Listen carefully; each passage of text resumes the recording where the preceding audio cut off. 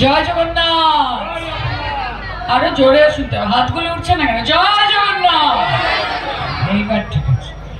আমি অত্যন্ত আনন্দিত। আমি আনন্দিত এই কারণে যে একদিকে যেরকম দীঘাতে যে স্থাপত্য শৈলীর কথা তারকদা বলছিলেন, সেখানে হাজার হাজার লক্ষ লক্ষ মানুষের ঢল নেমেছে। এই মহৎ কাজ, এই বিরাট কাজ আমাদের মাননীয় মুখ্যমন্ত্রী, আপনাদের সকলের প্রিয় দিদি মমতা বন্দ্যোপাধ্যায়ের হাত ধরে। বহু মানুষ আমাদেরকে বলেছে যে বহু ক্ষেত্রে অনেক দূরপাল্লার যাত্রা করতে তারা পারতেন না, কিন্তু দীঘাতে জগন্নাথ দেব আসার পরে এমন কোনো মানুষ নেই যে যাচ্ছে না এবং জগন্নাথ দেবের দর্শন করছে না। কাজে দিদি আমাদেরকে জগন্নাথ দেবের আরো কাছাকাছি আনতে পেরেছে। এটা যেরকম আমাদের কাছে একটা পাওয়া, ঠিক সেরকম ভাবে আজকের এই শুভ রথযাত্রার দিনে আমি যে এরকম একটি, যেটা আমি ঢোকার সময় দেখলাম, এটা কোনো অনুভব, এটা কোনো অ্যাম্বিয়েন্সের থেকে কম নয়। যে সকলে বিভোর হয়ে রথের দিকে তাকিয়ে আছে, সমানে আরতি চলছে, মানুষ ভক্তিভাবে নিমজ্জিত, বাতাসা ছোড়া হচ্ছে, সবাই নিচে গড়িয়ে গিয়ে বাতাসা কোড়াচ্ছে।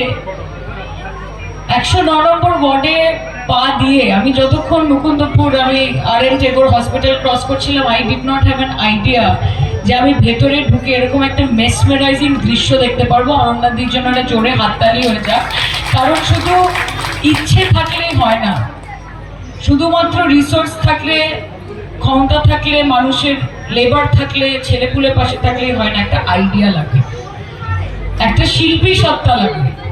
রথ তো হয়, সব জায়গায় রথ হচ্ছে, অনেক প্রতি ওয়ার্ডে হচ্ছে, অনেক বুথে হচ্ছে, কিন্তু দৃশ্যত 109 নম্বর ওয়ার্ডে রথ যাত্রা উৎসব কমিটি এবং এই যে মুকুন্দপুর, যেই সুন্দর উপস্থাপনা আজকে আপনাদের পৌর মাতা, আপনাদের ঘরের মেয়ে অরুণা ব্যানার্জি করেছেন, আমি মুগ্ধ।